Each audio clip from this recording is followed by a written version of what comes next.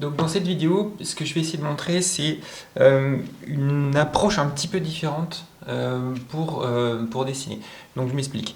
En fait, depuis quelques années, en fait, je dessine régulièrement dans des séances de modèles vivants ou autres, et puis mon idée à moi, c'est d'essayer de dessiner un petit peu comme on écrit. C'est-à-dire que dès qu'on a une idée, on pose son crayon et puis on va essayer de dessiner. Pour arriver à faire ça, j'ai développé en fait plusieurs techniques, même si j'ai pas la science infuse, mais bon, j'ai développé mes propres techniques. Au départ, quand je dessinais, je posais en fait des lignes. Alors moi, j'évite de faire un crayonné et puis de dessiner dessus. Je dessine un petit peu directement avec l'encre. D'ailleurs, si vous allez sur ma chaîne YouTube, vous allez pouvoir effectivement voir ce que je fais. Mais j'avais pour tendance en fait à poser un peu des lignes, et au fur et à mesure en fait, je pose mes lignes, je construis mon dessin. Là, cet été, j'étais sur le port de La Rochelle et je me suis en fait entraîné, enfin pas entraîné, j'ai proposé en fait des prestations à dessiner en fait des portraits, des dessins d'animaux, etc. Donc j'ai pas forcément fait ce que je suis en train de vous montrer en fait là. Mais par contre, ce qui est bien, c'est que ça m'a fait découvrir un autre style et une autre façon en fait de dessiner. Alors ça, c'est juste mes planches en fait d'entraînement que je vous montre. Hein. Je vais pas vous montrer des dessins finis, c'est pas forcément le but, mais le but c'est de vous montrer un peu le process pour dire comment j'ai pu en fait m'améliorer ou trouver en fait un autre style de dessin. Par exemple, je vais m'expliquer. Où est-ce que c'est? Voilà. J'arrive en fait à dessiner beaucoup plus rapidement et surtout je suis de plus en plus à l'aise en essayant de discuter et de dessiner et de tenir en fait une conversation avec des gens, parce que quand on est sur le port ou quand on est dans le dessin dans la rue, on fait une prestation assez rapidement. On a à la fois déjà un côté un peu d'appréhension, parce que on a l'appréhension un petit peu du résultat, on a l'impression de savoir est-ce que je vais réussir en fait mon dessin. Et j'ai développé en fait une approche un peu différente, dans le sens où je dessine en fait non pas en traçant des lignes, mais en essayant de faire des petits pointillés. Je vais vous montrer. Par exemple, je vais prendre une feuille là. On va prendre cet exemple de ce chien-là. Ce que je fais, c'est que je vais être toujours très souple en fait, dans le mouvement avec ma main, ça n'a pas forcément bougé.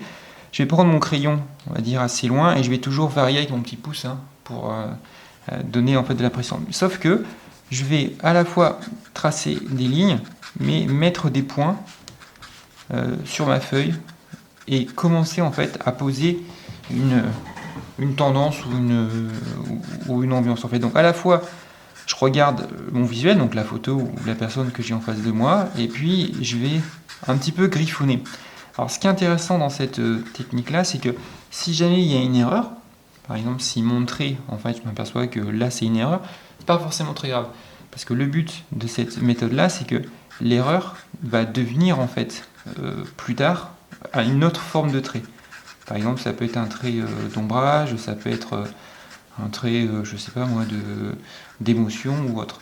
Donc là, par exemple, je sais pas si vous avez fait gaffe, mais c'était assez subtil. Je me suis rendu compte que mon oreille était un peu petite ici, donc j'ai rajouté en fait un trait, mais au final, après, c'est pas très grave parce que je peux le masquer en fait dans l'ombrage. Donc cette technique, elle me permet déjà de poser un peu mon dessin. Voilà, donc là, je vais continuer un peu. On va faire que c'est un peu comme ça. Ici. Alors moi, ce que j'aime bien, c'est toujours de commencer à marquer. Donc là, je suis au niveau de la bouche. Marquer en fait ce que je vais faire. Donc là, j'exagère un peu. Et puis après, je trace et je relie plus ou moins mes lignes.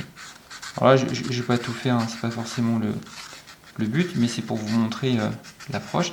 Et une fois que j'ai commencé en fait à construire un peu ce dessin-là, je vais appuyer sur mes lignes d'ombrage, par exemple, pour donner en fait une notion de profondeur. Alors vous allez me dire, ouais, mais cette façon de dessiner, elle est peut-être pas propre, elle est peut-être pas.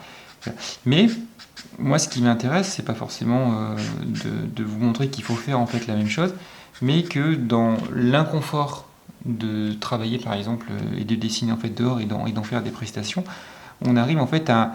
Enfin, moi, je sais que j'arrive à trouver en fait un nouveau style. Et ce nouveau style, en fait, il m'amuse un peu, en fait. C'est-à-dire que je le trouve beaucoup plus vif, je le trouve beaucoup plus instantané. Et je trouve que c'est une manière de découvrir, en fait, quelque chose de différent que d'avoir été confronté à quelque chose, on va dire, d'un peu plus atypique et qui m'a sorti un petit peu de ma zone de confort.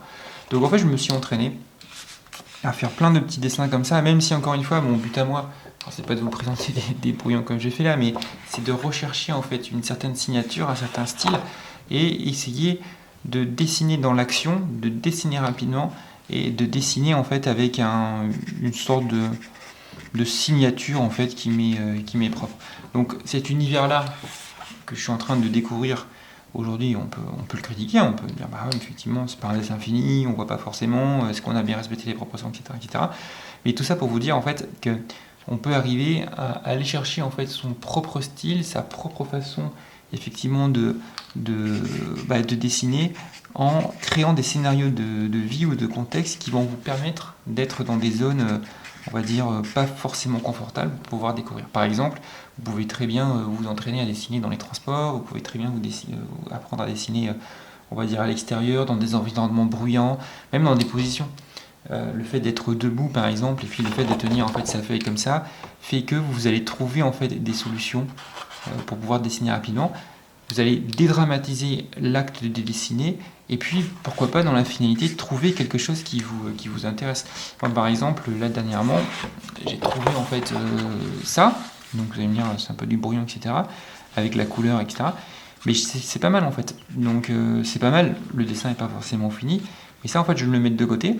Et puis quand je vais travailler sur quelque chose d'un peu plus, on va dire, poussé, je vais ressortir en fait cette approche-là pour me dire, bah ouais tiens, ça c'est pas mal, et puis j'ai aussi de l'appliquer dans un dessin beaucoup plus fini. Donc je vous ai pas montré des dessins réalistes ou mon niveau en fait de dessin, non, l'idée c'est vraiment de vous montrer le process en fait pour pouvoir dessiner et puis essayer d'arriver à trouver des choses.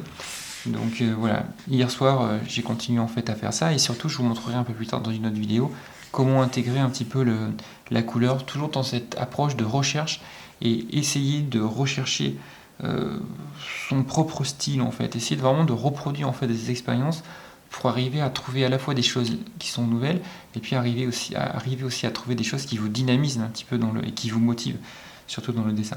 Et bien écoutez, merci d'avoir regardé cette vidéo, n'hésitez pas à vous abonner si vous avez trouvé ça sympa, n'hésitez pas aussi à aller voir ma chaîne parce que je mets pas mal de conseils et de vidéos, et puis bon courage à vous.